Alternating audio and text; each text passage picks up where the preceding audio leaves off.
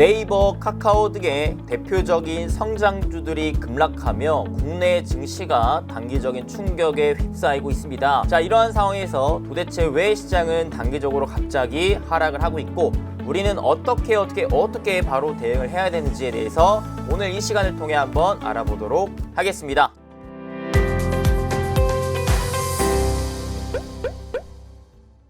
자, 여러분들 반갑습니다. 여러분들을 위한 부자팀의 파트너 이수민 대표입니다. 자, 여러분들 최근 시장이 단기간 좀 충격을 받아서 좀 하락을 보여주고 있습니다. 그래서 많은 분들이 또 아이고 이게 뭐야? 어쩐 일이야? 최근까지도 또 시장이 좋았는데 1월 효과라더니 또 시장이 또 휘청거리고 있네. 이 주식을 또 빼야 되는 거야?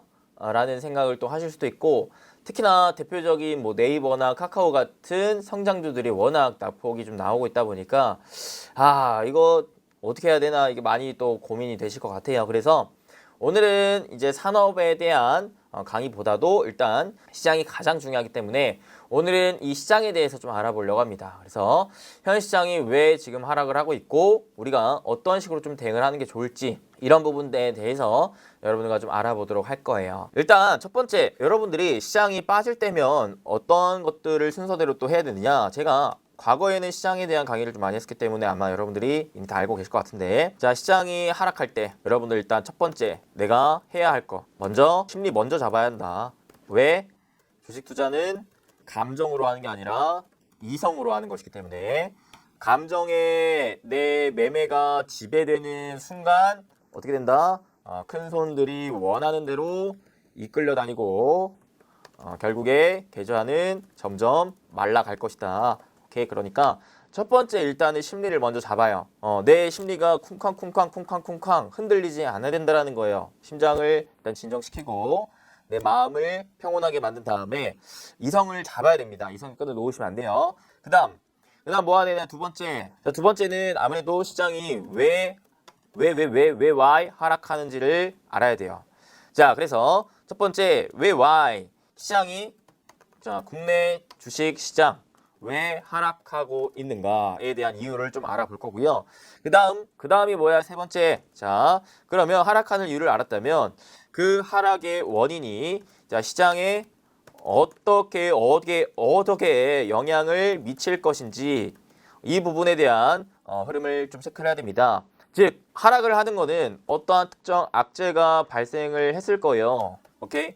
했을 것인데, 자, 그 악재가 시장의 그냥 단기적인 조정으로 끝날 악재인지 아니면 시장의 폭락으로 이어지게끔 만드는 악재인지, 즉 그 악재의 크기를 우리는 분석해 봐야 한다.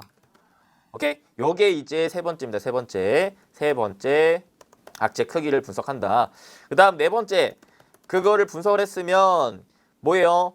그 하락에 따른 대응 전략을 잡고 대응을 차분하게 해보자 라고 얘기를 좀 드릴 수가 있겠습니다.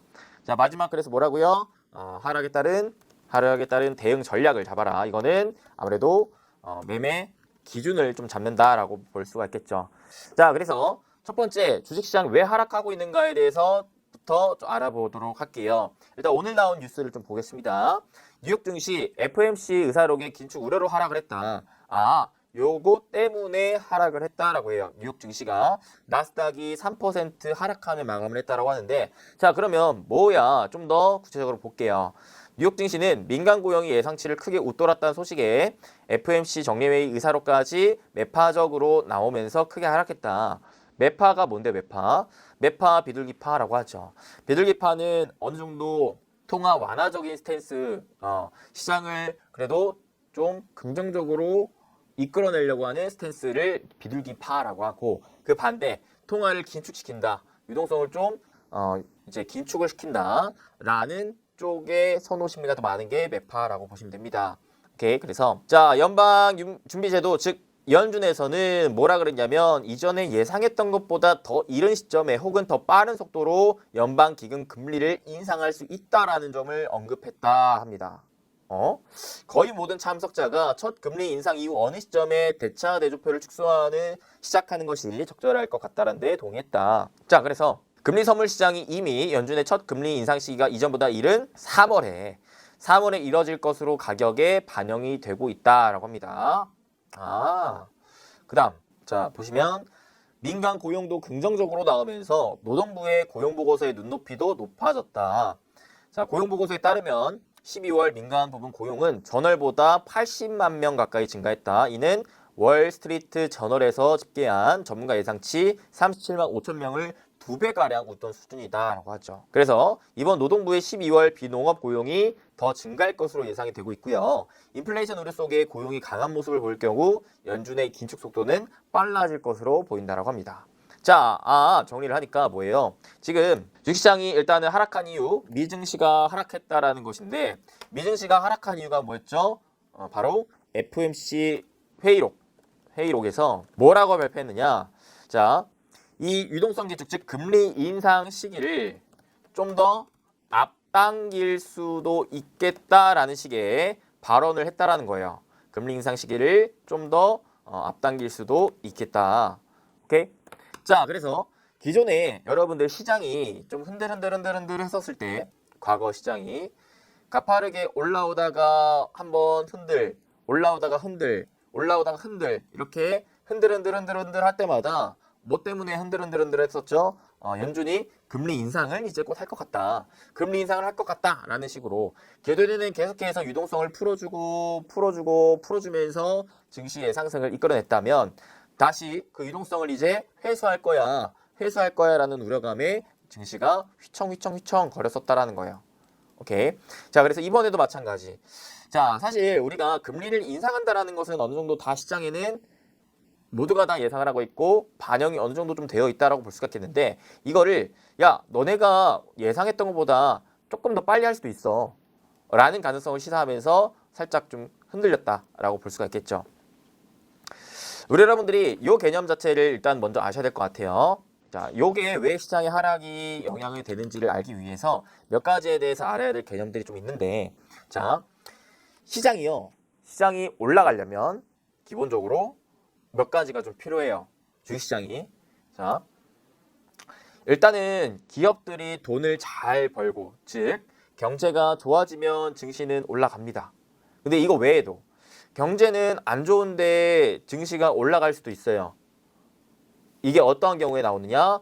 유동성이 공급되는 경우에 나옵니다. 즉 유동성 장세라고 하는데, 자, 그래서 언제? 2020년대 코로나 팬데믹 때 전 세계 경제가 와장창 무너지면서 이 경제를 빨리 살리고자 전 세계적으로 돈을 다 풀었어. 돈을 푸니까 사람들이 뭐예요? 일단은 돈을 푼 만큼 현금에 대한 가치 자체가 떨어지고, 왜? 수요와 공급 이치에 의해서 공급이 많아졌기 때문에, 현금에 대한 공급이 많아졌기 때문에 어때요? 그 현금에 대한 가치, 즉 가격 자체가 떨어졌다는 거죠. 내가 돈을 들고 있으면 이게 가치가 별로 없어요. 그러니까 이 돈 가지고 뭐 합니까? 소비하고 투자하게 돼요. 소비하고 투자한다. 그리고 금리를 쫙 낮추면서 대출 금리 자체도 인하시켜 버리니까 뭐예요? 사람들이 대출해가지고 투자하고 그 다음에 대출해가지고 소비하고 이런 현상들이 좀 나오게 됩니다. 자, 그래서 유동성으로 인해서 증시를 쫙 끌어올렸어요. 시장에 돈이 막 풀리면, 유동성이 커지면 그렇게 증시에 유입되는 자금이 좀 많아지게 됩니다. 이때는 특히 어떠한 주식에 좀 자금이 몰리느냐? 성장주 쪽으로 몰려요. 성장주가 뭐예요? 미래의 현재 가치 대비해서 더 성장할 것 같은 그런 전망이 있는 주식들을 성장주라고 합니다. 그들이 왜 자금이 몰릴까요? 성장주. 아무래도 대출 금리가 인하되기 때문에 기업 입장에서도 대출을 할 수 있을 만한 요건들이 더 활발해지기 때문에, 자, 성장주는 미래 사업에 대한 투자를 해서 미래에 돈을 벌 것이다라는 기대감으로 가는 기업들이에요. 지금 돈을 그렇게 많이 벌고 있진 못해도 내가 대출을 끼고 돈을 확보해서, 유동성을 확보해서 이 자금을 기반으로 투자해서 사업을 벌려서 나중에는 내가 돈을 더 많이 벌 거야 라는 생각으로 가는 게 성장주인데, 그런 관점으로 봤을 때 이렇게 유동성이 확 불어나면은 사람들이 이러한 성장주 쪽으로 자금이 좀 몰리게 됩니다. 기본적으로 성장주가 자금 확보에 메리트를 갖게 되고 그에 따른 기대감을 갖게 되기 때문이라고 생각하시면 되는데요. 시장에 돈이 많이 풀린다는 소리는 주식을 살려는 사람이 많아진다라는 것으로 여러분들이 생각하시면 됩니다. 오케이. 즉 정리하면 뭐예요? 자, 금리가 인하가 돼요. 그죠? 금리가 인하가 되면은 어떻게 됩니까? 대출 받기도 수월해진다. 대출 금리도 인하가 되기 때문에. 그죠? 자, 그러면은 뭐가 되느냐? 일단은 현금에 대한 가치가 떨어지기 때문에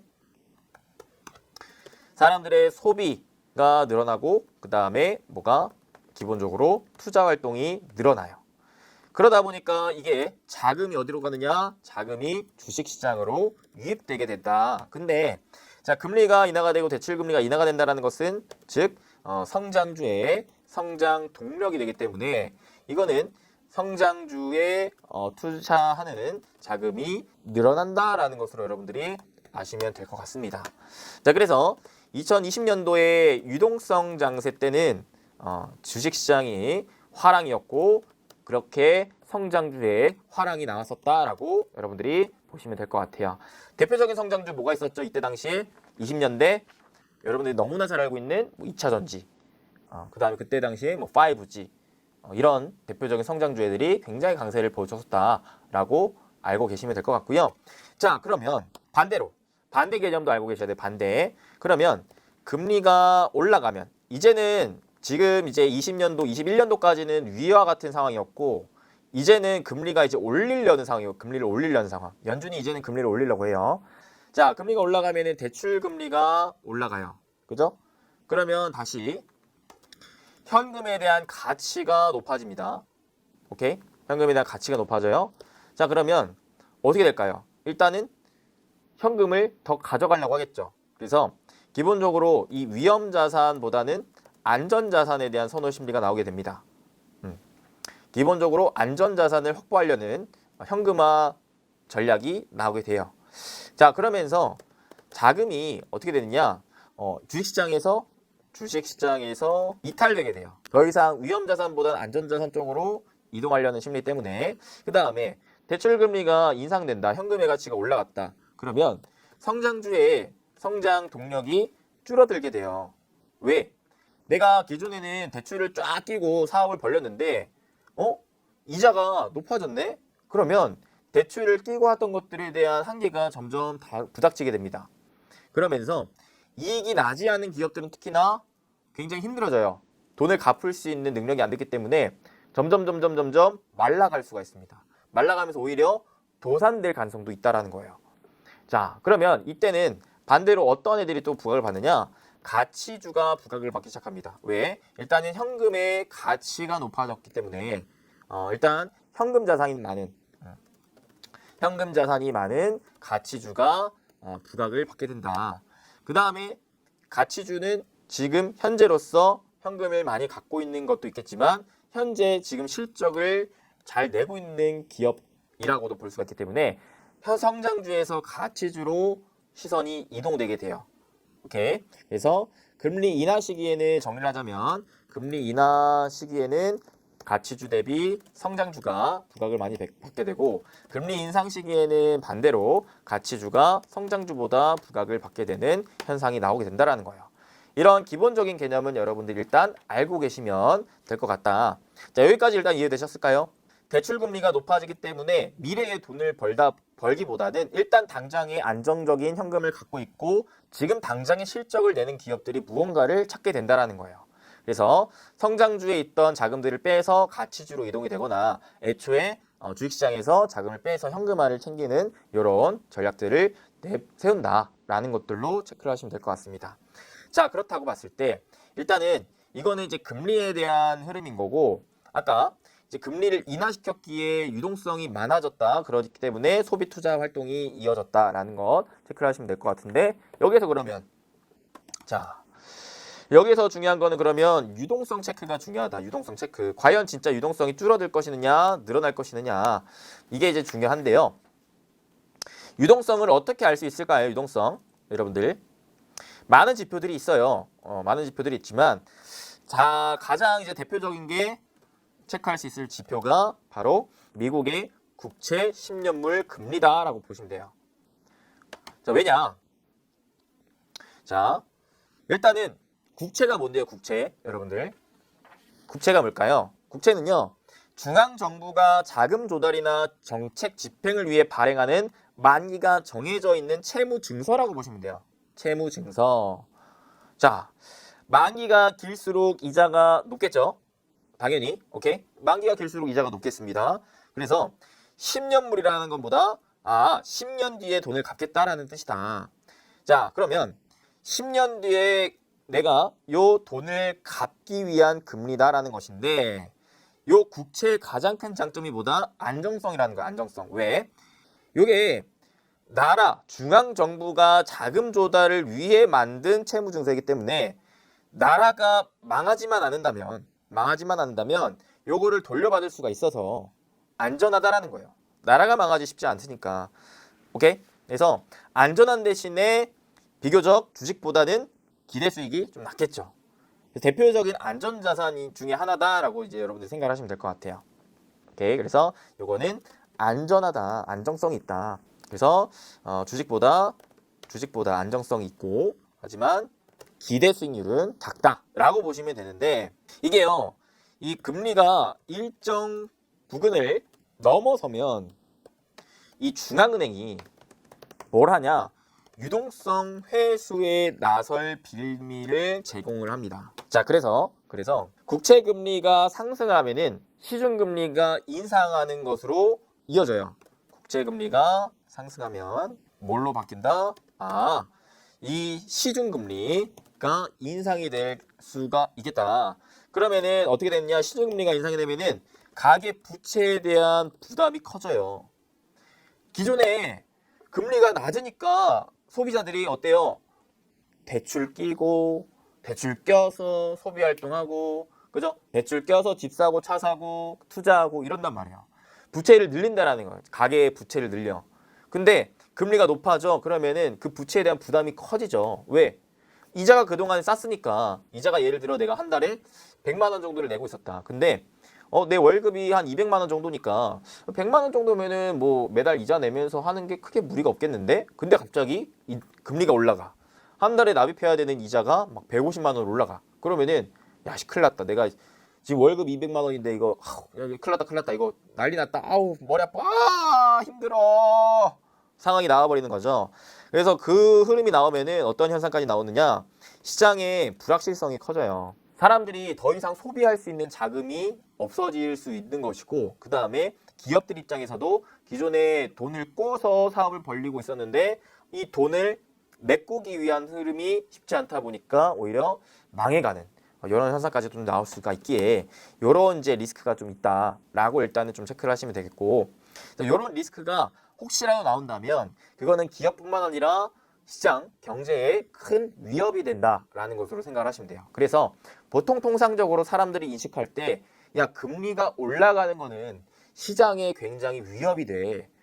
그러니까 주식시장도 망해. 그러니까 일단은 너네 지금 다 현금화해. 라는 식으로 얘기를 하시는 분들도 있다. 자, 기준금리가 뭐예요? 기준금리. 일단은 금리란 여러분들 빌려준 돈, 예금에 대한 이자 이런 것들을 의미를 합니다. 내가 여러분한테 빌려준 돈이라든지 아니면 돈을 예금 맡겨놓은 것에 대한 그 전반적인 이자를 금리라고 하는데, 자, 미국 연방준비제도에서는 1년에 무려 8번 FOMC를 통해서 금리를 결정을 해요. FOMC 맨날 떠들어야죠. 전문가들이. 그 FOMC가 사실 가장 중요한 역할이 바로 금리를 결정하는 데 대한 회의라고 생각을 하시면 돼요. 그래서 FOMC 회의 이후에 금리가 어떻게 결정이 되느냐를 우리는 계속해서 주목을 해봐야 되는데, 연준의 역할, 제가 과거에도 몇 번 얘기를 드렸죠. 연준은 뭘 하느냐? 물가가 올라가는 때는 뭘 해야 된다? 물가를 잡기 위해 금리를 높여요. 그죠? 그래서 금리를 높여가지고 물가를 잡아요. 근데 물가가 잡히는 동시에 경제는 살짝 위축이 돼요. 이런 것들을 좀 얘기를 했죠. 그래서 이 금리를 가지고 오르락 내리락 하는 것에 대해서 물가를 잡고 경제를 잡고 이런 역할을 좀 이제 연준이 합니다. 경제가 안 좋을 때는 다시 금리를 내려서 물가가 좀 올라가더라도 경제를 살리는 방안. 그래서 현재로서 물가 경제 흐름을 계속해서 보면서 금리를 올릴지 내릴지 이에 대한 발표를 하는 게 연준이라 보시면 되는데, 그래서 연준이 이 연방기금 금리를 결정한다고 보시면 되고, 여기에서 결정된 금리가 기준금리다라고 생각하시면 됩니다. 이 기준금리에 가상금리랑 기타 우대금리를 더하면 은행금리가 결정이 된다라고 보시면 될 것 같아요. 오케이, 여기까지 이해돼요? 그래서 실제로 이 기준금리가 올라가면은 은행금리도 따라 올라가요. 이 기준금리는 연준이 정한다. 연준이 정하는데 뭘 보고? 물가와 경제를 보고 정한다. 오케이? 그래서 이 금리가 올라갔을 때 은행금리도 올라갈 수가 있다. 생각하시면 되겠죠. 자, 여기에서 그러면 기준금리에 대한 이해를 하셨기 때문에 바로 뭘로 넘어가야 되느냐? 국채금리로 넘어가야 된다. 국채금리. 자, 요 개념은 조금 더 어려워요. 잘 따라오세요. 일단은 채권을 먼저 알아야 돼. 채권. 채권은 뭘까요, 여러분들? 채권. 일단은 유통시장에서 거래가 되고 시장의 원리에 따라 정해진 가격이 형성이 돼요. 채권에는 금리랑 만기일이랑 그다음에 액면가가 적혀 있는데, 자, 예를 들어 이 기준금리가 만약에 10%였는데 5%로 떨어졌다고 쳐봐요. 10%에서 5%로 반으로 뚝 떨어졌어. 그러면 현재 거래되고 있는 채권의 액면가나 이자율에는 변화가 없어요. 발행할 때 10%로 약속했기 때문에 기준금리가 내려갔다는 가지고 채권의 이자율이 변하지 않는다라는 거예요. 오케이. 하지만 앞으로 새롭게 발행될 채권 같은 경우 이자율이 기존 채권보다 낮아지겠죠. 왜? 기준금리가 떨어졌으니까. 그래서 기존에 거래되고 있는 10% 이자를 주는 채권의 투자 매력도가 오히려 상대적으로 증가하게 되는 거예요. 그러면 이 여기에 이제 수요가 쫙 몰리기 때문에 수요가 몰리면 어떻게 돼요? 가격이 올라갑니다. 어떻게 된다? 기준금리가 떨어지면은 기존에 10%대 발행됐던 채권의 수요가 늘어나게 된다. 즉 여기에 대한 가격이 높아지게 된다. 반대로 기준금리가 올라가면 그 반대의 상황이 나오게 되겠죠. 오늘은 좀 기본적인 경제 개념을 여러분들에게 좀 이해를 시켜드리려고 어느 정도는 좀 생소한 용어도 많을 거고 경제에 대한 부분들이 좀 많아서 좀 뭔가 저런 것까지 알아야 돼? 할 수 있는데 알아야 돼요. 알아야지 시장의 흐름을 이해할 수 있습니다. 오케이 됐어요. 잘 따라오세요. 차근차근 할 거니까. 자, 그럼 여기서 뭘 또 알아야 되냐면 표면금리랑 시장금리도 알아야 돼. 표면금리랑 시장금리. 표면금리는 뭐냐면 표면금리 채권의 발행과 동시에 고정이 되는 거. 즉 채권 만기 시점까지 변하지 않는 금리. 채권 증서에 적힌 이자율이라고 생각하시면 되세요. 표면금리. 오케이. 그 다음에 시장금리는 경제 상황에 따라 수시로 변해요. 수시로 변해. 그래서 중앙은행의 기준금리 조정이라든지 경기 변동 물가 등의 영향을 받아서 지속적으로 얘기했던 10년물 채권금리가 이제 여기에 포함된다라고 생각하시면 돼요. 오케이. 즉 표면금리는 채권 발행과 함께 그대로 고정되는 거. 근데 이 시장금리는 경제 상황에 따라 유동적으로 변하는 거. 미국의 10년물 국채금리가 여기 시장금리에 포함이 된다. 오케이. 자, 시장금리는 그래서 뭐에 영향을 받아요? 사람들의 수요와 공급에 영향을 받아요. 수요가 높아지면 가격이 높아져요. 공급이 늘어나면 가격이 떨어집니다. 이 기본적인 개념은 다 알고 계셔야 돼요. 수요와 공급 이치. 엄청 중요하고 엄청 기본적인 거. 수요가 올라가면 가격이 올라가고 공급이 올라가면 가격이 떨어진다. 오케이. 그래서 채권도 마찬가지. 채권에 대한 수요가 올라가면 채권 가격이 올라가. 오케이? 공급이 늘어나면 가격은 내려가. 이렇게 되는 거예요. 그러면 왜 채권 가격이랑 시장 금리는 반대로 움직이느냐? 만기 때 받을 돈이 정해져 있기 때문이다. 시대적인 상황을 잘 이해를 하셔야 돼요, 여러분들. 일단 코로나가 딱 터졌어. 딱 터졌으니까 사람들이 뭐가 나왔어? 일단은 집콕하니까 소비 활동이 안 이루어져. 그 다음에 기업들도 어때요? 공장이 확진자가 나왔다는 이유로 가동이 안 돼요. 셧다운이 걸린 거죠. 그러니까 경제가 살아나려면 수요가 촉진되고 공급도 잘 이루어져야 되는데 기업 입장에서 돈을 벌 수 있으니까 이게 쫙 막혀버리니까 경제가 마비된 거예요. 전 세계적으로. 이거를 풀어주기 위해서 금리를 낮췄어요. 기준금리를 낮춰. 기준금리를 낮추니까 뭐예요? 아, 사람들이 돈이 나한테 현금이 들어오니까 쓰기 시작한 거죠. 강제적으로 돈을 주니까. 그리고 대출금리를 확 인하를 시켜버리니까 기업들도 어떻게 대출 껴가지고 신사업들을 막 벌리고 지금 당장 돈을 못 벌더라도 나중에 돈을 벌 목적으로 사업을 벌렸다라는 거예요. 그리고 이러한 기업들이 막 많이 나오니까 사람들이 가지고 있는 돈은 많은데 대출도 확 싸게 받을 수 있어가지고 투자를 할 수가 있는데 이러한 주요 기업들에 그래서 투자를 하기 시작한 거죠. 그래서 작년까지는 이러한 대표적인 성장주들 쪽으로 돈이 쫙 몰렸다라는 거예요. 오케이. 근데 백신이 딱 나왔는데 아, 경제가 이제 좀 회복이 되고 있구나 라는 사람들이 인식이 박힌 거죠. 기존에는 야, 경제가 이거 언제 살아날려나? 아, 나 너무 힘든데? 아, 안 되겠다. 일단 투자라도 하자. 해가지고 살기 위해서 투자를 해가지고 그런 기업들 위주로 투자를 했었는데 지금은 좀 상황이 바뀌었어요. 백신이 나오고 어느 정도의 소비 활동이 풀리고 즉 경제가 회복이 되니까 사람들은 오히려 아, 야 이거 물가가 너무 많이 올라가는데? 소비 활동이 계속 나오니까 물가가 계속 올라가는 거예요. 야, 이게 너무 문제인데? 인플레이션 이거 계속 터져버리면 크게 문제가 되겠다. 하면서 뭐야 정부에게 야 이제 금리 높여 이러다가 다 죽어 금리 높여 한 거죠. 오케이. 그래서 연준도 기존에는 물가가 올라가긴 하지만 야 지금 상황을 봐라 고용이 회복이 안 됐다. 이 고용 회복되면은 우리도 요거 물가 잡기 위해서 금리 인상할 거다. 걱정 말아라. 금리 인상 곧 한다에 하던 것들을 이제 실질적으로 하려고 지금 마음 먹었다라는 거예요. 왜? 물가가 너무 올랐고 경제도 빠르게 회복이 되고 있고 무엇보다 고용이 어마무시하게 빠르게 회복이 됐기 때문에 아까도 봤다시피 예상했던 거에 2배가량 회복이 됐으니까요. 보세요. 12월 민간 고용이 무려 80만 명 가까이 증가를 했다. 예상치 2배 이상 웃돌았다고 합니다. 고용이 빠르게 회복이 됐어요. 그러니까 야 이제는 금리를 인상해도 되겠다. 라는 생각을 한 거죠. 그래서 야 실제로 우리가 하기로 했던 것보다 좀 더 빨리 할 것 같은데 라는 얘기를 최근에 던진 거예요. 그러다 보니까 사람들이 이런 개념을 알고 있는 사람들은 뭐예요? 야야야야야야야야야야야야야야 어떻게 금리 올린대 야야야야야 어떻게 야 이거 성장주 도망쳐 하는 거예요 지금. 야 이거 주식시장 이거 도망쳐 금리 진짜 올린대. 야 제가 기존에 계속 올린다 말만 할 줄 알았는데 진짜 올린다 하면서 이제 도망쳐 나오는 겁니다. 그래서 이제 최근에 네이버 카카오가 같은 대표적인 성장주 애들이 낙폭이 강하게 나오는 것이고 왜? 도망차 물량이 나오니까 투매 물량이 나오니까 주식시장도 단기적으로 좀 하락이 나온 겁니다. 오케이? 그리고 이 채권 금리가 높아지면요 돈을 빌린 기업들의 부담도 굉장히 가중된다. 그래서 아까 얘기했다시피 성장주의 경우에 이익률이 떨어져요.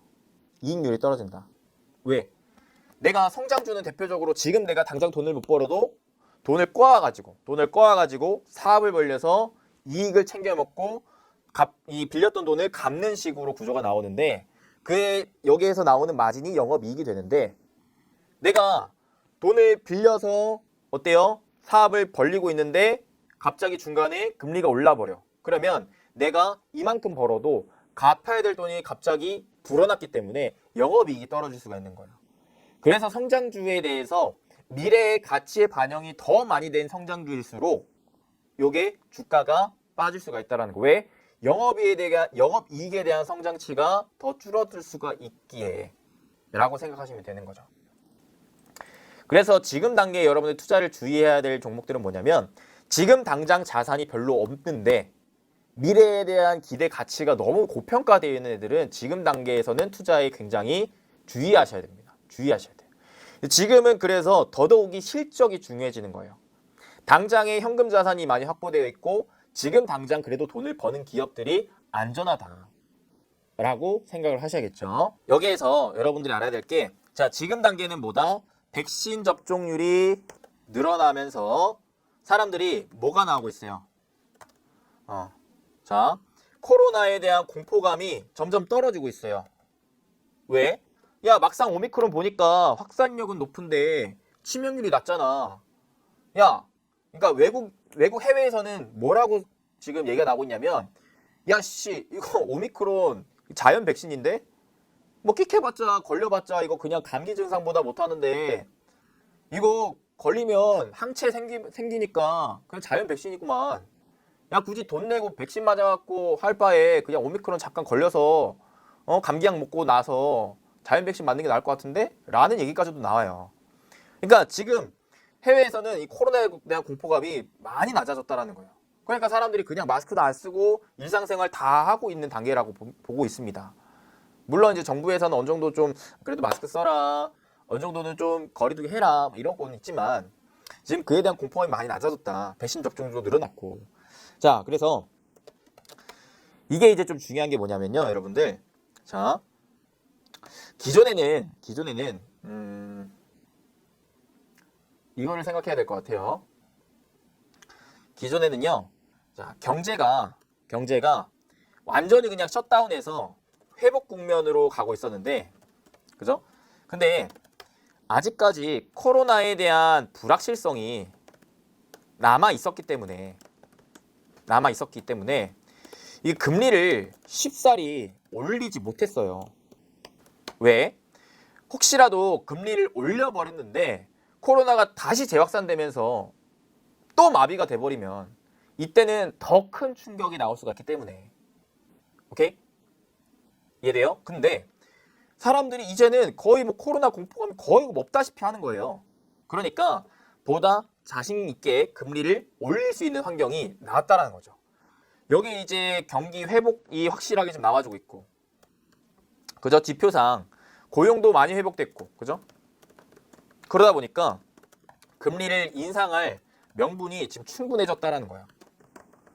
그러니까 금리를 올릴 것은 거의 분명해졌어요. 지금 단계에서는. 이게 뭐가 중요한 거다 그러면 이제. 그러면 얼마나 올릴 거냐가 중요해진 상황이라고 좀 볼 수가 있겠습니다. 얼마나 올릴 거냐. 오케이. 자, 기존에는 이제 계속 경기가 회복이 되고 있다 보니까 인플레 우려, 즉 물가가 올라가는 것도 잡아야 됐기에 금리를 인상을 해야 되는데, 이거를 해야 되는 것은 거의 이제 뭐 기정사실화가 됐는데 얼마나 올릴 거냐. 자, 파월 연준 의장이 뭐라고 하느냐. 물가 목표 2% 달성하는데 상당한 시간이 걸릴 것 같다 라는 식으로 얘기를 했었죠, 그 당시에. 그러면서 완화적인 통화 정책을 멈추지 않겠다라고 지속적으로 얘기를 했었는데, 지금은 물가가 너무 많이 올랐기 때문에 이 부분을 잡기 위한 상황이 나와줘야 된다라는 거. 이제는 좀 스탠스가 바뀌었죠. 오케이. 자, 여기까지. 근데 여기에서 이제 중요한 거예요. 얼마나 올릴 거냐고, 그리고 과연 경제가 버텨줄 수 있느냐. 왜? 아까 봤다시피 지금 전 세계적으로 거의 뭐 동시다발적으로 금리를 거의 최저금리 수준으로 낮춰놨어요. 그만큼 개인들이나 기업들이나 어때요? 대출을 거의 뭐 영끌이라고 하죠. 영혼까지 끌어모아가지고 대출을 받아서 생활하고 있었어요. 사업하고 있었어요. 근데 지금 금리가 인상이 될 것 같아요. 그러면 어떻게? 여기에서 이제 후덜덜덜덜덜 할 만한 개인이나 기업이 나올 수 있다라는 거예요. 후덜덜덜한. 응? 그잖아요, 여러분들. 이게 금리가 올라가더라도 경기 회복이 그만큼 뒷받침되면은 문제가 없어요. 물론 성장 속도는 조금 진정이 될 수 있겠죠. 하지만 크게 뭐 망하거나 이러기 쉽지 않아요. 내가 애초에 돈을 잘 벌고 있었는데, 그래 까짓 거 뭐 이자 조금 높아진 거 내가 갚지 뭐. 내가 더 사업해가지고 더 받으면 되는데 하면서 점점 내가 판을 키울 수는 있어요. 하지만 이게 내가 당장에 이자가 높아졌을 때 이거를 갚을 수 있을 만한 능력이 없다면, 즉 가지고 있는 현금 자산도 없고 가지고 있는 이익도 없다면 이거는 큰 위험이 발생되게 됩니다. 그래서 중요한 건 뭐냐, 지금 우리나라에 상장되어 있는 주요 기업들이 여기에서 충격을 받을 수 있는 기업들이냐, 우리 개인들이 이거 이자가 높아졌을 때 충격을 받을 수 있는 개인들이냐, 이게 중요한데, 일단 우리나라 주요 기업들 같은 경우에 어때요? 대표적인 현대차도 보시면 미국에 진출 35년 만에 일냈다. 뭐라고 하는 거예요? 작년 149만 대 판매하면서 탑5 안에 들었다라고 합니다. 현대차, 기아차가요. 미국에서 혼다를 제쳤대요. 네. 오케이? 그래서 보시면 이렇게 미국 완성차 판매 순인데 도요타, GM, 포드, 그 다음에 5위가 현대차, 기아차가 자리를 잡았다라는 거예요. 미국 판매 실적이 엄청나게 뛰었다라는 겁니다. 돈을 잘 벌고 있다라는 거예요. 그 다음에 우리나라 또 대표적인 기업 누구? 삼성전자. 삼성전자 같은 경우에도 잠정 실적 발표를 앞두고 있는데 눈높이가 높아졌대요. 왜? 자, 올해 예상 실적이 10% 이상 상향 조정되고 있대요. 4분기 잠정 실적 발표를 앞두고 있는데 일단 첫 번째, 4분기 메모리 반도체 가격 하락폭이 생각보다 적었다. 왜? 코로나 확산으로 인해서 비대면 수요가 다시금 늘어났기 때문에, 그리고 중국 시안 공장 봉쇄로 추가 하락이 그래서 좀 제한적일 것이다라는 것이고, 그 다음에 가전, 스마트폰 판매에 대한 호조, 이런 부분들도 반영이 되기에 이번에 실적이 좋게 나올 것이다라는 전망. 반도체 스마트폰 날다, 매출 300조, 영업이익 55조 시대 연다라고 하면서 대표적인 기업들이 자 내일 이제 잠정 실적 발표하는데 실적이 양호하게 나올 것이다라는 거예요. 그 다음 조선 같은 경우도 8년 만에 최대 실적을 냈네요. 고부가 친환경 선에서는 또 세계 1위라고 합니다. 우리나라 대표적인 기업들이 지금 돈이 많아요. 작년, 재작년 같은 경우에 경기가 어려웠을 때도 돈을 잘 벌었어요. 그 다음에 금리가 인하된 상황에서도 돈을 대출을 껴가지고 신사업을 잘 벌려놨어요. 이런 부분들을 하나둘씩 지금 수확해 나가고 있어요. 즉 금리가 좀 인상이 된다 한들 무너질 만한 기업들이 아니다라는 거예요. 물론 성장 속도는 기존의 전망치보다 살짝 주춤할 수는 있겠지만 그래도 우리가 도망쳐! 할 만한 상황은 아니다라는 거예요. 오케이. 망할 만한 상황이 아니다라는 겁니다. 그래서 경기가 빠르게 개선되기 때문에 큰 문제가 발생되기엔 좀 어렵다. 시장금리나 물가 상승 같은 경우에 경기 회복 국면에서 일어나는 자연스러운 현상으로 여겨질 수가 있기 때문에 지금 보복적 소비가 일어나고 그 다음에 일자리도 회복되고, 일자리가 회복된다면 어때요? 기업들도 그만큼 공장을 돌릴 수 있을 만한 인력들이 충원된다는 거기 때문에 어때요? 기업들이 돈을 또 벌 수가 있는 움직임. 지금 코로나의 공포감이 줄어들었기 때문에 사람들은 오히려 더 보복 심리가 늘어나고 있는 상황. 기업들의 공급난만 잘 해결되면 되는데 인력들이 채워졌기 때문에 이 부분도 슬슬 해소될 수 있을 만한 상황. 그잖아요. 그죠? 그리고 무엇보다 제가 계속해서 강조했다시피 델타 변이가 어때요? 신흥국 위주로 확산이 됐었기 때문에 이 공장이 마비가 됐기에 우리나라는 대표적인 제조 생산 쪽의 기업들이 많아서 공장이 가동이 되면은 아무리 내가 돈을 벌고 싶어도 팔 물건이 없기 때문에 실적을 못 낸다. 그래서 대표적으로 반도체 자동차 애들이 작년에 굉장히 좀 안 좋았다라고 얘기를 드렸는데 지금 이 부분들이 해소가 되고 있는 상황이기에 어때요? 올해부터는 다시 좀 기대를 할 수 있겠다라고 볼 수 있는 것이죠. 오케이. 그래서 초반에는요, 이 금리 인상기 초반에는 금융시장 자체가 좀 흔들려요. 왜? 잘 애매하니까. 이거 이러다가 잘못되는 거 아니야? 라는 식으로 애매하니까 시장 자체가 좀 흔들흔들합니다. 흔들흔들 변동성이 좀 있다라는 거예요. 하지만 실물 경제가 실제로 회복만 잘 된다면, 즉 기업들도 돈을 잘만 번다면 흔들흔들하다가 다시 안정을 찾은 다음에 슬슬 올라갈 수 있다라는 거예요. 오히려 더 안정적인 성장을 할 수가 있다. 특히 대다수의 또 영끌에서 무리해서 사업에 뛰어들었던 경쟁사들이 무너지는 경우에는 이런 기업들이 보다 더 앞서 나갈 수가 있다 라고 생각을 하시면 되겠죠. 이런 상황에 문제가 되는 건 풀린 돈으로 금리가 뛰었고 그 다음에 물가도 뛰는데 실물 경제 회복이 잘 안 됐을 때 이때 문제가 발생이 되는 거지, 지금과 같이 경제가 회복 국면이고 고용도 회복되고 있고 그 다음에 기업들도 돈을 잘 벌고 있는 상황에서는 그렇게까지 큰 충격은 좀 제한적일 수 있겠다라고 볼 수 있는 겁니다. 자, 그러니까 지금 우리나라 증시가 왜 하락하고 있느냐를 봤을 때 자, 금리 인상 시기를 앞당긴다면 이라고 보는 거예요. 자, 금리가 인상이 됐을 때에 어때요? 아까 말했다시피 이제 안전자산 선호 심리, 그 다음에 성장주의 성장 동력 좀 제한에 의해서 이에 따른 증시 하락 영향을 좀 보고 있다라고 생각하시면 되겠죠. 그래서 실제로 지금 미국 10년물 국채금리가 그래서 지금 가파르게 올라가고 있다라는 거예요. 오케이.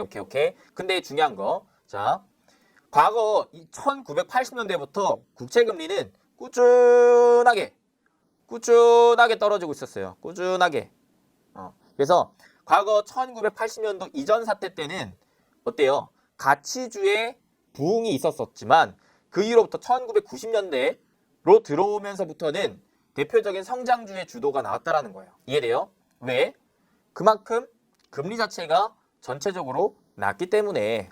자, 그래서 지금 한 1.732까지 올라오긴 했지만 큰 흐름상 봤을 때 이게 추세를 돌릴 만한 상승은 아직 아니다라는 거예요. 돌릴 만한 흐름은 아니다. 그래서 사실 단기적으로는 뭐 가치주가 좀 올라가고 성장주가 좀 흐름을 제한받을 수가 있겠지만 큰 전체적인 흐름을 봤을 때는 여전히 성장주가 그래도 유망하긴 하다라고 좀 볼 수가 있겠죠. 그리고 지금 보시면 1차적으로 자, 요렇게 1.7 요 라인대가 굉장히 강한 저항 부분입니다. 요 라인을 실제로 계속 뚫어 올리느냐 아니면 여기 또 한 번 다시 저항을 맞고 떨어지느냐, 여기에 이제 갈림길에 서 있다라고 보시면 돼요. 국제금리 자체가. 그래서 기준은 제가 봤을 때 두 번째 하우로 들어온다면 어떠한 영향, 지금 금리 인상 자체가, 금리 인상이 시장에 충격을 주고 있는데 문제는 뭐냐, 중요한 건 뭐냐, 일단은 이 금리 인상 자체는 사실 작년 거의 뭐 상반기부터 연준이 이미 다 예고했고 시장도 다 알고 있는 상황이기 때문에 충격이 크진 않을 것이다. 왜? 애초에 다 대비해놨기에 미리미리 팔 사람들은 좀 어느 정도 팔아놨고 기업들 입장에서도 어느 정도 좀 대비를 해놨기 때문에. 문제는 뭐예요? 문제는 그래도 사람들의 이 그 뭐랄까, 사람들의 희망 회로가 기존에는 어떻게? 바로 야, 코로나가 지금도 계속 난리인데, 예? 고용도 아직 100% 다 회복됐다고 보기 어려운데, 예? 이거 금리 올릴 수 있겠어? 라는 이제 희망 회로를 돌렸던 사람들이 있겠죠. 근데 이게 지금 현실적으로 거의 제한적인 상황이 놓여졌다라는 거예요.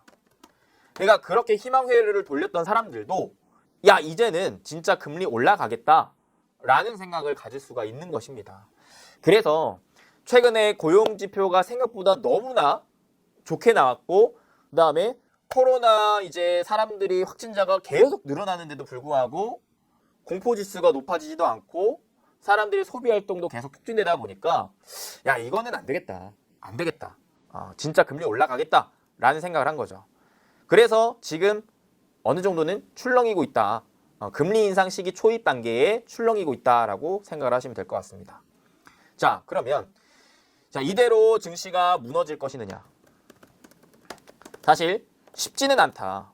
왜? 첫 번째, 지금 기업들의 펀더멘탈이 굉장히 강하다.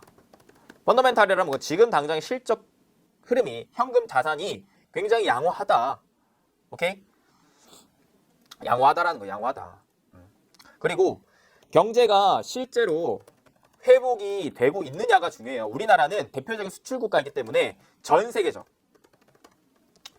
회복이 되고 있느냐가 중요한데, 이를 느낄 수 있을 만한 또 대표적인 지표가 뭐냐면 유가예요, 유가. 왜냐? 자, 유가 대표적으로 뭐 아직 사실 뭐 유럽도 그렇고 미국도 그렇고 야, 신재생 에너지 친환경으로 가 하지만 지금 당장의 경제를 회복시키는 데 있어서 많은 수요가 들어가는 것은 석탄, 석유 이쪽이란 말이죠.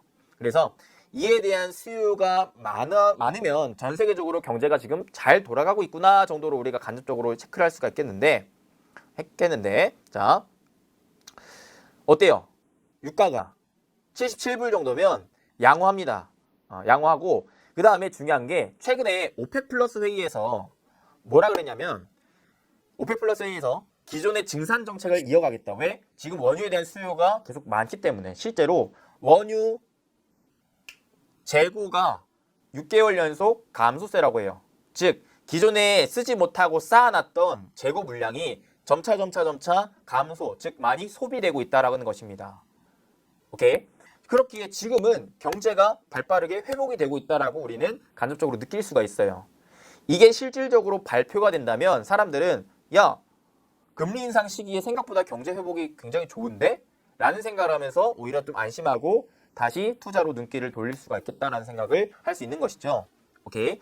자, 그래서 이 흐름은 사실 단기적인 하락이지 않을까라는 생각을 좀 가질 수가 있을 것 같습니다. 또한 가장 또 중요한 게, 자, 기업들은 문제가 없어. 일단은 기업들은 문제가 없어. 근데 자, 시장은 문제가 있지 않을까? 에 대한 생각을 할 수도 있어요. 무슨 말이냐? 자, 위험자산에서 안전자산으로 넘어간다면 주식시장 자체에서 자금이 빠져나가는 거 아니야? 라고 생각할 수가 있어요. 자, 이에 대해서 몇 가지를 알아야 됩니다. 첫 번째, 그래서 이제 10년물 국채금리를 본 거예요. 왜냐면 요게 1.7%를 뚫고 올라가잖아요. 올라가면 어떤 현상이 나오냐면, 자, 여러분들 아실지 모르겠지만 미국의 결국에는 이런 투자처에는 큰 자금의 흐름이 중요한데, 여러분들이 예를 들어 내가 1,000억 원대의 자산가라고 생각을 해보세요. 1,000억 원대, 5천억 원대, 1조 원대의 자산가, 즉 국민연금을 굴려야 되는 상황이라고 생각을 해보세요. 여러분들은 대표적으로 위험자산에 투자를 하겠습니까? 안전자산에 투자를 하겠습니까? 전체적인 100% 포트폴리오를 놓고 봤을 때 내 자금이 클수록 비교적 위험적인 측면은 작게 가져가려고 해요. 오케이? 즉 안전자산 선호 심리가 많아진다는 거예요. 근데 주식시장에서도 이러한 안전자산 선호 심리가 나오는 투자가 대표적으로 뭐냐면 배당주 투자예요. 배당주 투자. 가지고 있으면은 안정적으로 꾸준하게 기업이 나에게 돈을 주니까. 그래서 대표적으로 주식시장에서 자금이 다른 채권이라든지 은행 쪽으로 넘어가는지에 대한 흐름을 우리가 파악할 때 있어서 중요한 지표가 10년물 국채금리가 1.7%를 넘는지 아닌지가 중요해요. 왜냐면 자, 미국 기준으로 본다면, 미국 기준으로 S&P 500 기준 전체 평균 배당 수익률이 얼마나 될 것 같아요, 여러분들? S&P 500 기준 평균적인 배당 수익률. 자, 물론 이제 조금씩 시장 흐름에 따라 좀 다르긴 한데 평균적으로 1.5에서 2% 정도 돼요. 1.5에서 2% 평균적으로, 평균값 1.5에서 2%. 오케이? 자, 그러면 생각해 보는 거예요. 야, 대표적인 국가 쪽으로 더 안전자산이라고 볼 수 있을 만한, 사실 기업보다 국가가 더 안전하잖아요. 그죠? 자, 그러면 야, 국가가 1.7% 이상을 주는데 기업이 1.5에서 2%를 줘. 그러면 여러분들은 어디에서 투자하겠습니까? 기업의 배당에 투자를 하기보다는 국가의 국채금리 쪽으로 가는 확률이 많이 높아요. 오케이? 그렇기에 이 흐름부터는 자금들이 어느 정도 기업에서 국가 쪽으로 큰 자금들이 이동되게 됩니다. 실제로 과거에도 그런 흐름들이 연출이 많이 됐었어요. 오케이? 자, 그러다 보니까 요거 이상 올라가는 흐름이 나오면 위험자산에서 안전자산으로, 즉 주식을 빼고 국채 채권이나 아니면 은행의 예적금 쪽으로 가는 방향이 더 크다라고 생각을 하시면 되겠죠. 그래서 지금 중요한 게 뭐였어요? 아까 미국 10년물 국채금리가 1.71%를 지금 뚫으려고 하는 이 시점이 그래서 중요한 거예요. 큰 자금들은 지금 요거를 계속 보고 있을 거예요. 야, 이거 계속 뚫고 올라가냐? 올라가면 야, 이거 주식 팔고 채권 가 라고 할 수 있는 거죠. 오케이? 그래서 이게 진짜 중요합니다. 요거 계속적으로 지켜봐야 돼요. 근데 제가 봤을 때는 계속 뚫고 올라가기 쉽지 않아 보여요. 올라간다 한들 2%를 진짜 뚫기에는 너무나 쉽지 않다. 쉽지 않다. 이에 대해서는 나중에 좀 더 자세히 다뤄드릴게요. 그리고 우리나라 주식시장에서 중요한 건 또 뭐다? 환율이다, 환율. 자, 환율이 1200원을 좀 뚫고 올라가려고 해요. 1200원 뚫고 올라가요. 환율이 올라간다는 것은 뭐예요? 원화 대비 달러의 가치가 높다라는 거잖아요. 그러면 우리나라 주식시장에서 전체 자금 중에 가장 또 많은 비중을 차지하는 게 대표적으로 외국인 자금인데, 외국인들의 자금이 우리나라의 환율이 올라가는 상황에서 들어오려고 할까요? 나가려고 할까요? 나가려고 한단 말이죠. 나가려고 해요. 환율 올라가니까.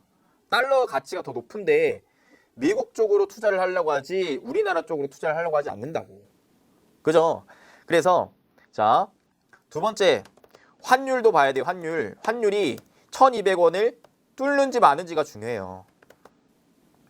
지금 딱 그 두 개가 갈림길에 서 있기 때문에 시장이 많이 흔들리고 있는 거예요. 불확실하니까, 불안하니까 사람들이 투매하고 던지는 겁니다, 지금. 일단은 난 좀 피해 가려고. 오케이? 요 두 개를 계속적으로 봐야 돼요. 오케이? 기업들은 문제가 없지만 시장에는 좀 문제가 있을 수도 있기 때문에 그래서 신뢰물 국채 금리랑 환율을 계속해서 지켜보고, 이게 그냥 하루에 땅 치는 게 아니라 연속적으로 계속 올라가려고 하는 추세적인 흐름이 나오는지가 우리는 봐야 돼요. 근데 그래도 긍정적인 건 뭐냐면, 환율을 봤을 때는 대표적으로 우리나라는 중국 쪽의 수출 비중이 많이 높기 때문에 중국의 위안화와 우리나라 원화가 어느 정도 좀 동조되는 움직임이 나오거든요. 그렇기에 대표적으로 위안화랑 미국의 달러를 비교했을 때 이 수치가 얼마나 나오는지가 중요한데, 자 보세요. 미국 달러, 중국 위안화 대비 미국 달러가 어때요? 아직까지는 추세적으로 바닥을 기고 있어요. 바닥을 기고 있습니다. 오케이? 지금 살짝 반등 정도가 나온 흐름이기 때문에 아직까지는 위안화의 강세가 어느 정도 좀 나와주고 있다. 그래서 이런 흐름이 그래도 우리나라의 이제 원화 달러의 흐름까지 좀 이어진다라고 본다면, 이번 1200원대에서 좀 그래도 저항을 받고 다시금 지금 진정이 되는 흐름이 연출되지 않을까라는 흐름을 저는 좀 기대해 볼 수가 있을 것 같습니다. 이런 상황에서 1200원 뚫고 올라가기에는 아직까지는 위안화의 좀 강세 흐름이 이어지고 있다. 오케이? 자, 그러니까 이 흐름이 이제 계속해서 이어질지를 중요하게 여러분들 봐야 돼요. 봐야 되는데, 제가 봤을 때는 이번 달에 이제 또 뭐가 중요해지겠습니까? 자, 생각해보세요. FOMC 회의록 발표에서 금리 인상 시기를 앞당길 수 있겠다라는 발언을 하면서 시장이 흔들렸어. 그렇기 때문에 이번 달 또 중요해진 일정이 뭐겠어요, 여러분들? 요거는 있겠다라는 식의 불확실성이잖아요. 항상 시장에서의 가장 큰 악재는 불확실성이라 그랬어요. 이게 맞아? 저게 맞아? 야, 이럴지도 몰라. 불안해. 사람의 심리가 이 불안할 때에 투매가 나오고 시장이 흔들리게 되기 때문에 사람들은 다 확인을 하고 싶어요. 그게 악재라도 확인된 악재는 시장에 크게 반영이 되지 않습니다. 그래서 자, FOMC 회의록에서 불확실성이 생겼기 때문에 중요해진 일정은 이제 1월 FOMC 회의일 겁니다. 가 이제 중요해졌어요. 여기서 확인받고 싶어 할 겁니다. 시장은요. 오케이? 자, 연준아, 회의록에서 이런 말이 나왔는데 너네 진짜 금리 인상 할 거니? 할 거야? 진짜 할 거야? 지금 경제가 실제로 회복되고 있는 거 맞아? 지표상 그게 맞아? 나 안심해도 돼? 괜찮은 거 맞아? 라는 것들을 확인받고 싶어 할 거예요. 그래서 FOMC까지는 시장의 변동성이 조금 나올 수 있어요. 다만 계속적으로 빠지기보다는, 자, 현재 봤을 때 제가 그 멤버십 회원분들에게 월간 방송할 때는 코스닥 기준 특히나 조정을 받을 타이밍이 왔으니까 참고하셔라라고 했었는데, 그죠? 조정 이후에 다시 좀 올라갈 수 있겠다라고 얘기를 했었는데, 왜? 추세적으로 봤을 때 딱 저항이 걸려 있었기 때문에 떨어질 자리이긴 했었어요. 떨어질 자리이긴 했었는데, 보시면은 그러면 언제 올라갈 것 같느냐? 자, 요 구간대의 추세적인 지지라인 잡혀 있어요. 요 라인 때 980. 근데 지지 저항까지 좀 같이 본다면은 보통 990, 990에서 970 추세적으로 본다면 요 저점을 이어봤을 때, 그러니까 밑꼬리가 여기까지는 좀 달릴 수가 있겠고, 일본 기준으로 본다면 몸통으로 봤을 때 캔들의 몸통상 밑골이 달고 오늘 그래서 그런 기준으로 본다면 낙폭이 좀 과대됐다라고 생각을 할 수가 있겠습니다. 그래서 한 990 정도까지는 단기간에 그래도 반등이 나올 수 있지 않을까. 오늘이 목요일이니까 내일은 좀 반등을 기대해 볼 수가 있을 것 같은데, 특히나 내일 제가 또 빨간 반스 입을 거거든요.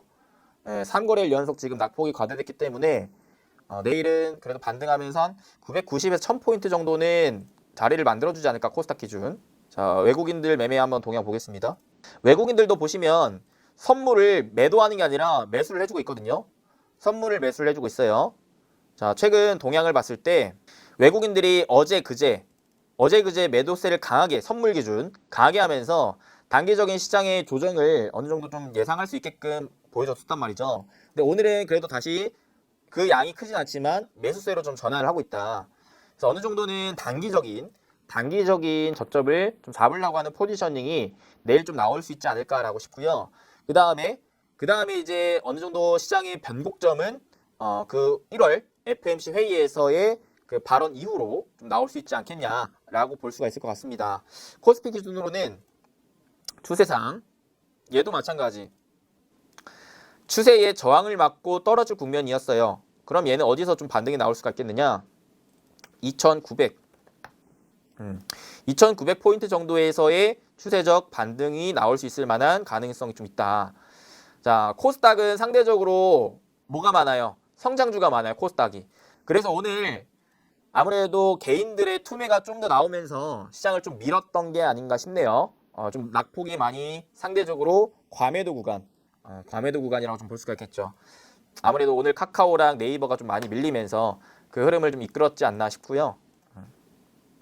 카카오, 네이버 역시 장기적인 이평 추세의 지지를 받아주고 있는 부분이기 때문에 얘네들이 그래도 내일은 좀 단기적인 반등을 좀 기대해 볼 수 있지 않겠나라고 생각해 볼 수가 있을 것 같습니다. 자, 그래서 일단 좀 정리를 하자면 하락에 따른 대응 전략은 일단 지금 금리 인상 시기에 맞춰서 시장이 흔들리고 있다. 이때 중요한 건 시장과 그다음에 경제, 그다음에 기업, 경제의 회복, 그다음에 기업의 실적 성장이다. 근데 지금 경제의 회복은 지표상 확인되고 있고, 그다음에 기업의 실적 성장 역시 확인되고 있다. 그럼 중요한 건 시장의 변동성인데, 이를 체크하기 위해서 뭘 봐야 된다? 환율과 10년물 국채 금리를 봐야 된다. 그게 환율 같은 경우 1,200원, 10년물 국채 금리 같은 경우에 1.7%를 계속 뚫고 올라가는지가 중요하다. 만약에 올라간다면 시장이 단기적으로는 충격을 좀 받을 수가 있기 때문에 여러분들이 현금 물량을 좀 챙겨놔야 될 것 같고, 그게 아니라고 했을 때는 진정되는 흐름을 오히려 기회 삼아 매수 타점을 좀 잡을 수가 있겠다. 그리고 장기적으로는 여전히 성장주의 매력이 높지만, 왜? 지금 4차 산업혁명에서 사실 산업적인 성장을 봤을 때는 성장주의 장기적인 매력이 높아요. 특히 또 국채금리의 장기적인 추세는 여전히 하락 추세이기 때문에, 요게 막 국채금리가 막 2%를 뚫고 올라가는 게 아니라면 성장주는 단기 충격이 있어도 이제 장기적으로는 좀 전망이 그래도 괜찮겠다 싶어요. 다만 단기적으로 매매를 하시는 분들은 단기적으로는 성장주보다는 오히려 가치주가 부각을 받을 수 있겠다라는 생각은 하셔야 될 것 같아요. 금리 인상 시기가 지금 놓여지고 있고, 그죠?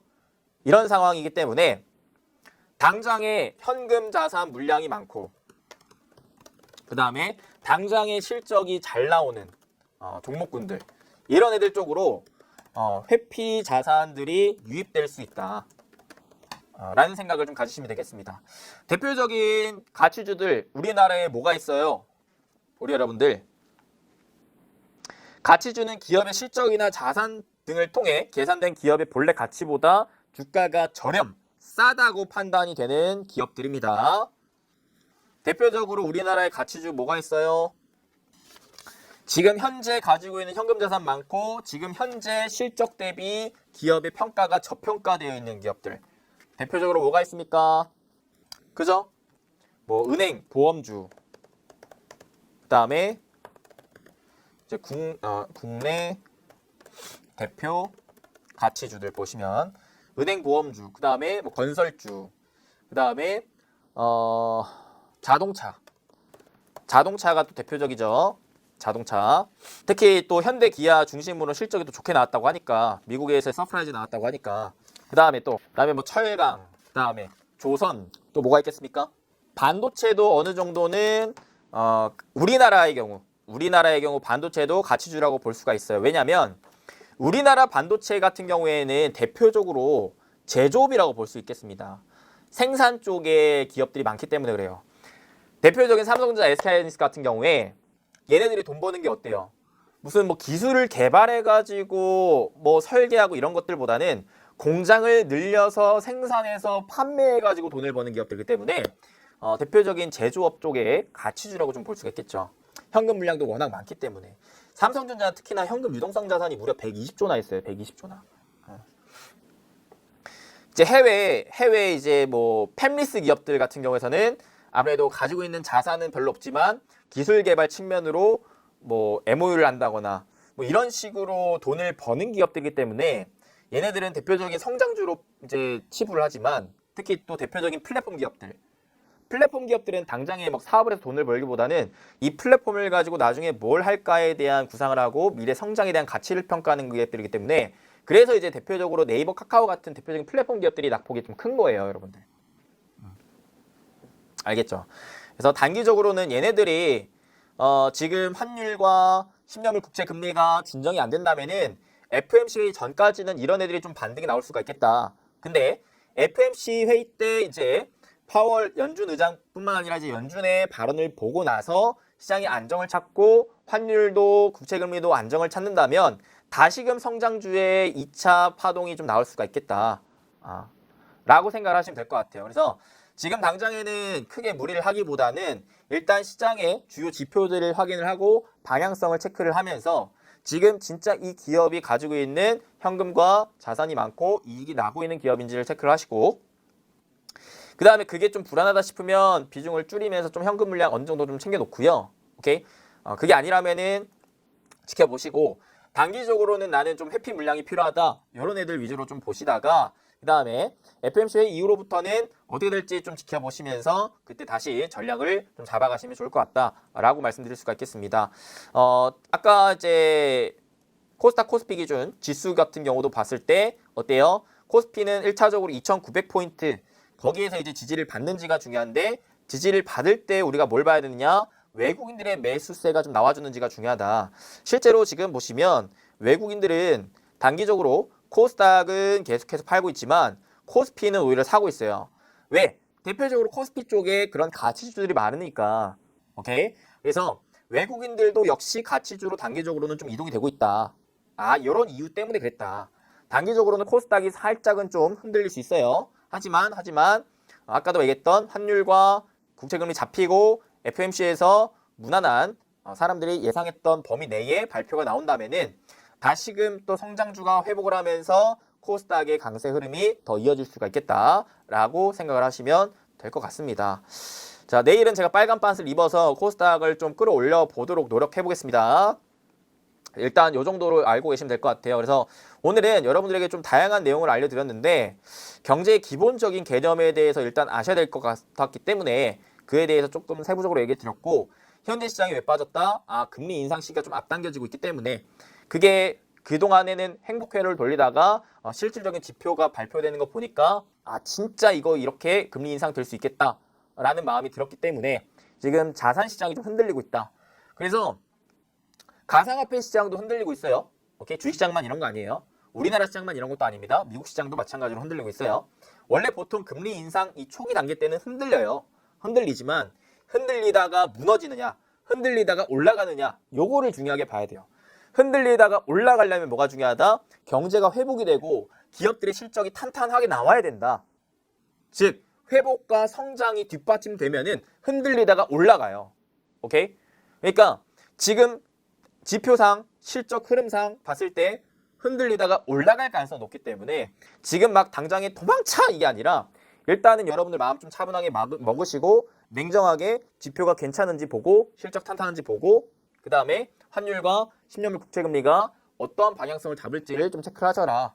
이 흐름에 따라서 현금 물량을 그때그때 조금 비중을 줄이고 높이고 이렇게 하셔도 되고 성장주 가치주를 왔다 갔다 하셔도 되고 하신다. 오케이? 그래서 그 흐름을 좀 알려드리기 위해서 어느 정도 좀 길게 얘기를 하긴 했지만 항상 주식 투자하실 때 무엇보다 시장과 경제의 흐름이 가장 중요하다고 생각을 하시면서 이 방향성을 좀 잡으셨으면 좋겠어요. 그냥 단순히 오늘 올라가고 떨어지고 이게 아니라 왜 지금 올라가고 왜 떨어지는지 그리고 앞으로 올라갈 것 같은지 떨어질 것 같은지에 대한 내가 어느 정도 예측과 함께 시나리오를 그리시고 그에 따라 대응을 좀 하셨으면 좋겠습니다. 그냥 무작위적으로 좋은 기업이니까 무조건 사, 올라가니까 무조건 사 이게 아니라 지금 이런 흐름이구나. 흐름에서 뭐가 중요하지? 앞으로 어떻게 될 것 같지? 라는 부분들을 좀 체크를 하시고 그에 따른 대응을 하시면 좋겠다라는 차원에서 한 강의니까요. 좀 잘 봐주셨으면 좋겠고 정답은 없습니다. 항상 어느 정도 예측은 하시되 그에 따른 시나리오별로 대응을 하셔야 돼요. 그래서 그 시나리오를 알려드렸고 대응 전략까지 알려드렸으니까 차분하게 그 흐름을 지켜보시면서 그에 맞는 대응을 좀 하셨으면 좋겠습니다. 자, 그래서 여러분들한테 다시금 강조합니다. 시장이 하락할 때 가장 첫 번째 해야 될 게 뭐다? 일단 내 마음, 심리를 진정시키는 것. 감정이 아닌 이성적으로 판단하고 매매를 하는 것이고 그 다음에 두 번째는 시장이 왜 빠지는지 지금 이유를 알아야 된다. 그래서 그 이유에 대해서 좀 알려드렸다. 금리 인상 시기가 현실적으로 다가오고 있다. 현실적으로 금리 인상 시기가 다가올 때는 이 자산 시장이 좀 흔들린다. 중요한 거. 그 다음에 어떻게 대응한다? 자, 대응했을 때 중요한 거는 이 금리 인상이 과연 시장에 어떤 영향을 미칠 것이느냐. 이대로 무너지기 위한 조건은 뭐다? 경제 회복이 뒷받침 안 되는 경우. 기업이 펀더멘탈이 뒷받침 안 되는 경우. 근데 지금은 되고 있다. 지표들이 그거라는 것들을 얘기해주고 있다. 그러니까 흔들리다가 무너질 확률보다는 흔들리다가 올라갈 확률이 그래도 좀 더 높다. 근데 다만 지금 자산 시장이 흔들리는 상황에서의 큰 자금들의 유동성이 좀 나올 수가 있기 때문에 이 자금들의 유동성을 좀 파악해야 되는데 우리나라의 경우 워낙 외국인들의 자금에 영향을 많이 받기 때문에 환율을 보셔야 되고 그 다음에 큰 자금들의 이동을 보기 위해서 10년물 국채금리를 좀 보셔야 된다. 그래서 그 기준을 잡아드렸고 그냥 한번 톡 치고 빠지는 게 아니라 연속적으로 해당 추세가 이어지는지 그걸 보면서 적절하게 현금 대응과 그 다음에 성장주에서 가치주로 이동하는 그런 전략을 좀 구사하시면 될 것 같고 그 흐름이 오히려 안 나온다면은 다시 시장은 안정을 찾고 기존대로 어때요? 성장주 중심의 다시금 상승 흐름이 나올 수 있으니까 그 흐름이 나온다면은 그에 맞춰서 발빠르게 대응을 하시면 되겠다. 그 다음에 지금 FOMC 회의록 이후에 이러한 현상이 나왔기 때문에 1월 FOMC가 굉장히 중요해졌다. 사람들의 심리가 지금 살짝 불안해진 만큼 이 불안 요소를 확인받고 싶어 할 거다. 그래서 FOMC 회의 때 과연 금리 인상의 시기를 어느 정도 좀 얘기를 할 것인지와 경제 회복에 대한 실질적인 지표들을 우리에게 확인을 시켜줄 건데 그 확인을 우리는 또 더블 체크하고 그 이후의 흐름을 보시면서 좀 더 적극적으로 매매에 임하시면 될 것 같다. 지금은 어느 정도는 좀 지켜볼 필요가 있겠다.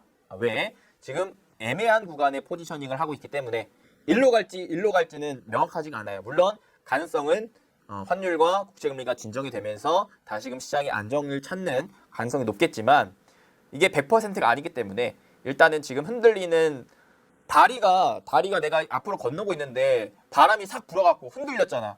흔들렸는데 어떻게? 일단은 첫 번째 그대로 멈추고 바람이 진정되길 기다려 봐야겠죠. 흔들릴 땐 일단 여러분들 좀 지켜보세요. 지켜보고 내가 앞으로 가야겠다라는 결심이 있으면은 가고 아니면은 다시 백 하고요. 오케이? 지금은 흔들리는 상황이니까 여러분들 일단 지켜보셔야 돼요. 마음 추스리시고 최대한 잘 될 수 있게끔 저도 응원할 거고 지금 지표상 그래도 앞으로 다시 나아갈 수 있을 만한 가능성이 높기 때문에 긍정적으로 좀 바라볼 수 있을 것 같습니다. 혹여라도 좀 상황이 안 좋거나 좀 이제 다시 흐름을 좀 잡아봐야 될 타이밍이 나온다면은 다시 그때 또 영상 찍어 드릴 테니까 너무 걱정하지 마시고 지금 있는 현 상황을 직시하시고 냉정하게 바라보시길 바라겠습니다. 자, 그러면 항상 여러분들 성공 투자하시길 바라겠고 힘들 때 최대한 또 위로를 해드리고 기쁠 때는 최대한 또 축하를 해드릴 테니까 끝까지 포기하지 마시고 앞으로 나아가겠습니다. 오늘 영상 여러분들에게 조금이나마 도움이 되셨길 바라겠고 도움이 되셨다면 잊지 마시고 좋아요, 구독, 알림 설정만 꼭꼭꼭 눌러주시면 감사하겠습니다. 다음에 또 더 좋은 정보와 영상으로 찾아뵙겠습니다. 여러분들 행복 파트너 이수빈 대표였습니다. 끝까지 시청해주셔서 진심으로 감사드립니다. 뿅!